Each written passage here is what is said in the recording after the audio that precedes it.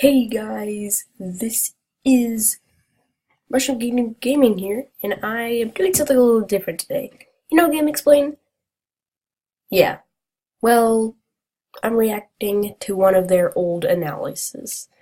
Now, don't take any offense from this GameXplain. This is 2 years ago. Well, 2014, I guess, but this was like a year and a half ago, and this was before Smash Bros. Was revealed. This is about Smash Bros. Robin, Lucina, and Captain Falcon reveal trailer. Yeah. So it's about that. Don't take any offense to this. GameXplain, you're awesome. Just to enjoy the laughs. Alright, let's get started. Oops. And I need to turn it up. Great. Leave it to soccer. Oh my god. Derek. Anyway. Throw us a complete curveball of a Smash Brothers announcement. For the longest time, fans thought Chrome would be the representative of Fire Emblem Awakening, but that's not the case. Instead, it's Robin and Lucina taking that honor, and they're both hiding plenty of secrets. Add in the fact that Captain Falcon has punched his way back into Smash, and we've got a trailer just perfect for the old analysis machine. So let's see just what secrets and hidden details it found. The biggest inclusion, and the one most in the spotlight in the trailer, is Robin, the player character from Awakening. He looks to bring his dual magic and swordsmanship style to the fray, but it looks like he may have a greater focus on his magic. But let's look at his moves piece by piece. First off, his dodge roll doesn't seem to have the most distance, just enough to get around opponents. No, I think that's pretty good distance, I guess. X will use his sword, while his side smash looks to summon a ball of fire that roasts the opponent next to him. That is, if it is his side smash.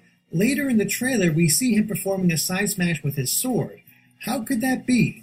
Well, we think we have an idea, but we'll cover that later. His grab uses magic as well. After all, his hands are full. The grab is presumably a dark spell, though it's difficult to say if it's a specific one. Nosferatu, man. I don't think it is, though, because the tome in his hand does not change. Oh, yeah, that's true. The color of the tome always reflects which spell Robin is casting. However, what's interesting in this scene is that it appears that Robin is charging a lightning spell. At first, it seems we can assume that it ties in directly to the spells he performs immediately afterward. After all, Thunder, which is the weakest, is cast right away. There's no sign of him charging it whatsoever, but it only does minor damage. Unfortunately, because it actually hits its target, we can't see how far Thunder's range is. Next up is L Thunder, which we also don't see charging, nor how long its range is. However, it is noticeably bigger than the Thunder spell. Is it possible that it can be charged to that? That could be the case, as we see Arc Thunder being used next. Unfortunately, we can't see Robin charge this either, but it is easy to see that it is much bigger and slower than his previous lightning spells. It also locks the Wii Fit Trainer into a multi-hit attack. Finally, there's the Thoron spell, which we can see being charged. It even has the same sparks surrounding Robin before he unleashes it. Unlike Arc Thunder, Thoron travels much more quickly, but isn't nearly as wide. It makes up for this by moving through everything in its path and continuing on until it's off-screen, making it an extremely long-range attack with good knockback. There's even a special animation afterward where his sword floats around him before he catches it. It's worth noting that the female Robin also uses Arc Thunder later in the trailer. I think that's a taunt. Yeah, it is a taunt. I don't think that's what... We can clearly see that she doesn't charge it. It could be possible that the different forms of Thunder are part... No, they just show the last frames of charging it. You do charge it, but it just doesn't show the last frames. Customizable moves. Could players choose whether they want Thunder, L Thunder, or Arc Thunder for their standard special? No! And all three could possibly be charged up for a Thoron attack? It's difficult to say exactly, but it would explain why some of the Thunder attacks don't need to be charged. And if Thunder spells are his neutral special, we believe Fire spells are Robin's side special. These attacks strike the ground in front of him instead of traveling straight ahead. There's no sign of charging the attack either, which could mean that Arc Fire can be customized to the other spell types as well. Robin's recovery special is the L-Wind, which looks to send wind cutters below him while lifting him into the air. We're not entirely sure if they can be aimed, but they do seem to be angled to the lower left of the screen, rather than directly below him. The other question is what the move will do if Robin is on the ground. It can't be shot below him, so will the wind cutters blast out from both sides while lifting him up? No, or do we see what happens in this scene after he uses his tilt? That could be the case, or it could simply be part of a multi-hit combo, though we think it's probably the latter. Finally, his down special looks to be It is. Nosferatu. Mhm. In Fire Emblem, it was a magic You attack got that that. caused damage while recovering the character's health. That's exactly what happens here, as we can see the telltale healing sparkles surrounding Robin. The question is, how much damage will the attack do, and how easily can it be escaped?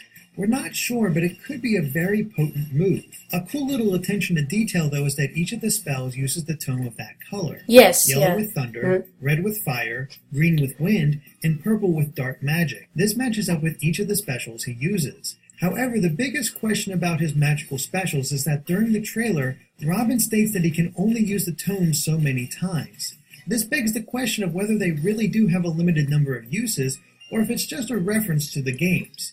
We They even do see have him a limited tossing number of away a uses. book. Is that a taunt, or maybe he has to reload his magic after so many times? Yeah. It could make The playing latter. Robin a bit trickier than he first appears.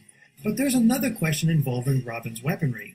At the beginning of gameplay, he's using a bronze sword, not the Levin sword that he was holding during the cutscene. Because it turns into But the the Levin Levin sword sword. does appear later during gameplay. What triggers its appearance? Nothing seems to be summoning it. Is it possible that the sword works like the tomes and can break after a while, just like in the Fire Emblem games? Yes. And if that's the case, do you just get another automatically, or do you have to wait for it in some way? You have to wait for it. Or could it be that after the tomes are used up, Robin switches to the Levin sword? It would Nope. explain why he used a fire spell as a side smash once, and then the Levin Not sword a as that side smash smash. later in the trailer. If that That's is the part of case, his- using he the has, like, Levin two sword seems to different dramatically jabs, lower his man. speed when compared to Two his different magical attacks, jabs. which could also Jeez. affect player tactics. Meanwhile, his taunts have him levitate his weapons around him, point his sword to the sky, Yes. and quickly leap through his held tone. No! Then there's his final smash. It appears that Robin summons Crom from a magic circle before the No. warrior prince dashes forward. If he connects with an opponent, they are launched up and left Oh my helpless God. as Crom delivers a set of critical blows while Robin shoots them with thunder magic. We don't see the end, but it's safe to assume the final strike sends the victim flying. While Robin looks very unique, Lucina seems to have her moveset based on Marth's. They Yeah, have the clone. same up air except that she strikes from the opposite side, and her neutral air also looks close to Marth's. Meanwhile, her specials follow in his footsteps as well, with her up special and down special looking almost exactly the same. What could be different is her version of the Dancing Blade, which looks much faster. No! Going down the footage, we can see her use a neutral strike followed by two downward hits that end with a multi-hit combo.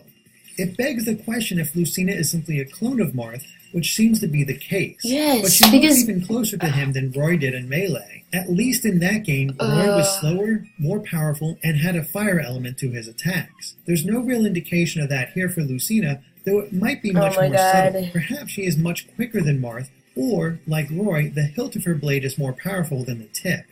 One of the release screenshots shows her using a forward strike. It's difficult to say if this is her neutral special or It a side is. smash, but that does look like the type of sword that's more effective up close. Otherwise, we get to see her taking off her mask, though we think that might just be part of her stage introduction. Finally, Mr. there's Captain Taunt. Falcon, who looks to play exactly as he did before, at least on a surface level. He has the same side tilt with his upward kick, and his Raptor Boo side special is back as well. And of course, there's the glorious return of the Falcon Punch, with even more detail than we've ever seen before. And speaking of detail, you can make out his initials on his belt buckle, showing that Falcon still has plenty of style. So much style that one of his alternate colors is all gold. At first, it looked like there was a silver version as well, but it's actually Falcon using the metal box. The Blue Falcon returns with it being his ride in the stage introductions and running down opponents for his final smash. Yep. It seems like if there are any changes to Captain Falcon, they're going to be limited to small balance adjustments and no major new moves. Yep. Okay, we're almost done here, but there is one more detail worth pointing out. When Ike makes his appearance in the trailer, he comes in with his eruption. Except this time, Eruption's flames are blue, which is actually much closer to how the attack was in his games. And with that, we've covered everything we could find in the newest character reveal trailer for Super Smash Bros. For Wii U and 3DS. It's interesting to see so much love for the Fire Emblem series as well as Sakurai playing with expectations. We can't wait to see who else he'll reveal as the release date inches ever closer. Of course, if we missed something, please let us know in the comments. If you like this video, be sure to like us on Facebook or follow us on Twitter at GameXplain's. Thanks for watching and make sure to stay tuned to GameXplain for more. Oh my god. Okay. What? There wasn't a lot of things, they messed up on in that video, but just the side smash, being the fire, oh my god.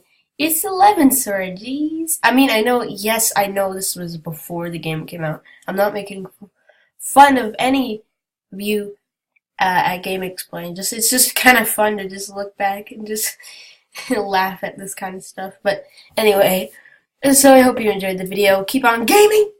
Hit the leave a like. It really helps out the channel. And guess what also helps out the channel? Become a mushroom retainer. Join the Mushroom Kingdom. Hit the subscribe button. Alright, see you later. Bye, guys.